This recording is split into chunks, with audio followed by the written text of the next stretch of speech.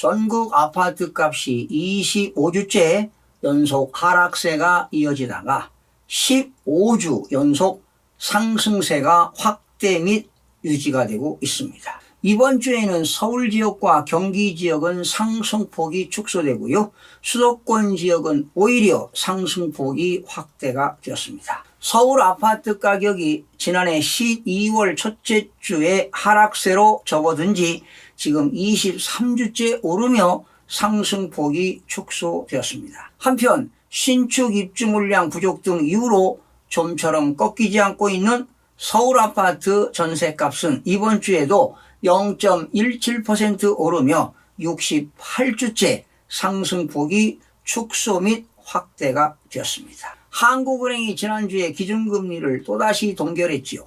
지난해 2월 이후 13번째 동결을 시켰는데요. 최근 과열 양상을 보이고 있는 부동산 가격과 가계대출을 자극할 수 있다는 이유로 해석이 됩니다. 서울 아파트 값은 지금 23주 연속 상승하는 등 과열 양상을 띠고 있습니다. 주택담보대출을 중심으로 가계대출 규모는 사상 최고치를 갈아치웠고 은행들이 앞다퉈 대출 금리를 올려 관리에 나서고 있지만 5대 은행 주택담보대출 잔액이 이달 들어서만 무려 4조 원이 불어났습니다. 금융당국은 가계부채와의 전쟁을 선언하고 은행 개입을 강화하겠다고 밝혔습니다. 또한 이창용 한국은행 총재가 지금은 태풍만 아니라면 날씨가 흐려도 지붕을 고쳐야 하는 상황이라며 구조개혁 필요성을 역설했습니다. 우리 경제의 기초 체력인 잠재 성장률은 2001년도만 해도 5.4%였지만 그 줄곧 내리막을 걸어 지난해는 1%대로 떨어졌습니다. 세계 최악 수준의 저출산과 경제협력개발기구 OECD 최하위권인 노동 생산성을 감안하면 2030년 이후 0%대로 추락한다는 데 이어 2060년도에는 마이너스 성장으로 진입할 것이라는 전망이 나왔습니다. 장기적으로 경제 성장률을 높이려면 경제사회 전반의 구조 개혁을 통해 고비용 구조를 깨고 생산성을 높이는 것 외에는 답이 없다고 피력했습니다. 과연 미래에 대한 주택가격에 어떠한 변화가 올지 기추가 주목되고 있습니다. 자, 그런 가운데 이번 주 전국 주택가격 동향을 살펴보겠습니다. 한국부동산원이 2024년 8월 사주입니다. 8월 26일 기준이 되겠는데요. 매매가격은 0.08% 상승하고 전세가격은 0.07% 상승을 기록했습니다.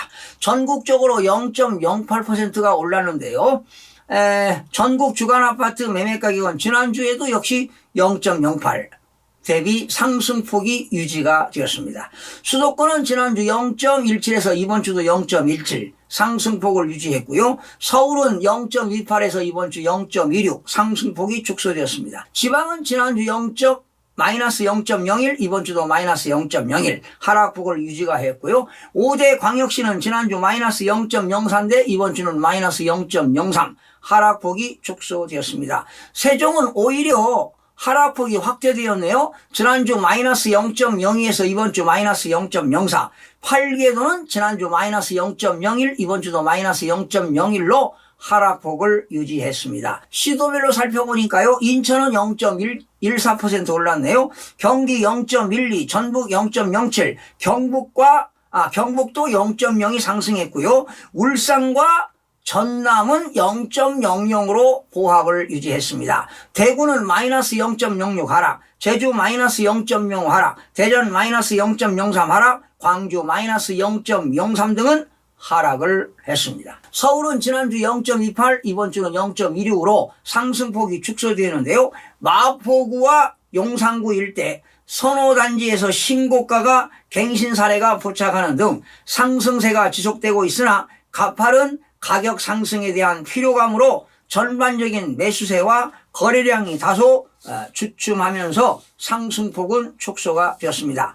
강북지역 14구입니다. 0.23% 올랐네요. 성동구 0.5% 올랐습니다. 금호동과 행당동 선호단지 위주로 올랐고요. 광진구도 0.33% 올랐습니다. 광장동과 자양동 위주로. 용산구 0.32% 올랐습니다. 한강로동, 이천동, 중소형 규모 위주로 올랐고요. 마포구 0.31% 올랐습니다. 아현동과 염리동, 신축단지 위주로. 서대문구 0.2% 올랐습니다. 북가자동과 남가자동 대단지 위주로 상승을 했습니다.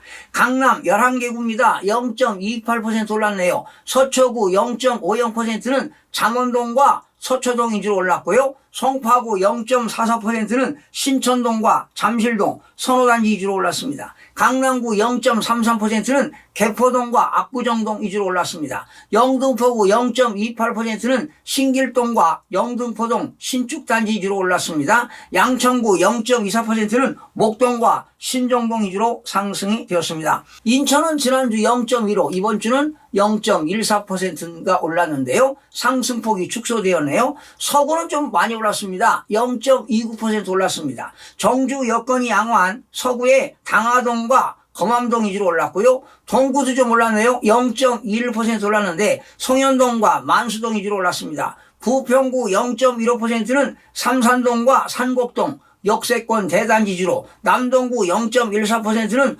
논현동과 서창동, 준신축 위주로. 중구 0.13%는 운남동과 중산동, 주요 단지 위주로 상승이 되었습니다. 경기 지역입니다. 지난주 0.11에서 이번 주는 0.12로 상승폭이 확대되었는데요.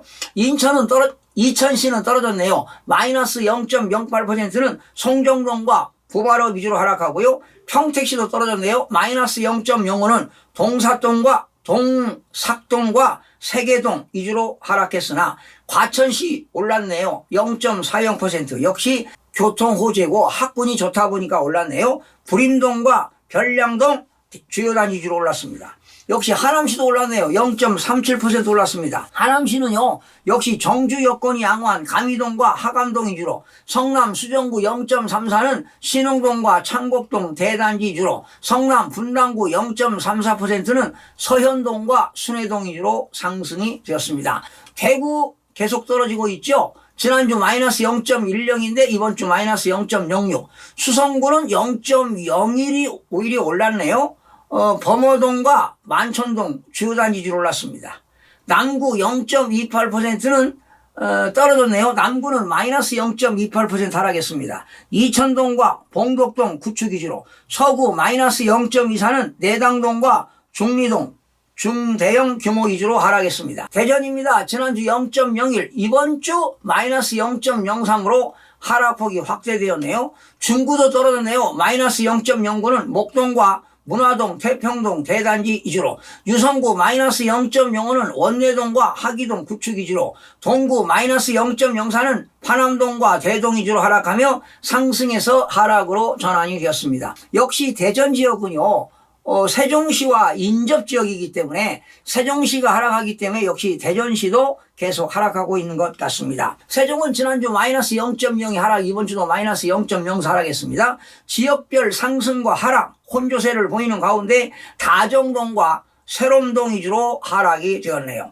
전북은 지난주 0.04에서 이번 주 0.07, 전주 완산구 많이 올랐네요. 0.31% 올랐습니다. 평화동과 효자동 위주로 올랐고요. 전주 덕진구 0.07% 올랐습니다. 호성동과 송천동 위주로 상승이 되었네요. 자, 여러분, 지금 미국은 9월로 예측되어 있는 미국의 금리 인하 시점을 감안할 때 금리 차에 따른 자금 유출 우려 때문에 먼저 인하를 감행하기 어려운 측면이 없잖아 있습니다. 지금 미국과 한국의 기준금리 차이는 2% 차이가 납니다. 미국이 5.5%고요. 한국이 3.5니까 2% 차이가 나는데 아마 9월에 미국에서 기준금리를 인하할 가능성이 매우 높아 보입니다. 그런데 지금 한국은요, 가계부채 증가, 국가부채 증가, 기업들 기업부채 증가로 인한 상태에서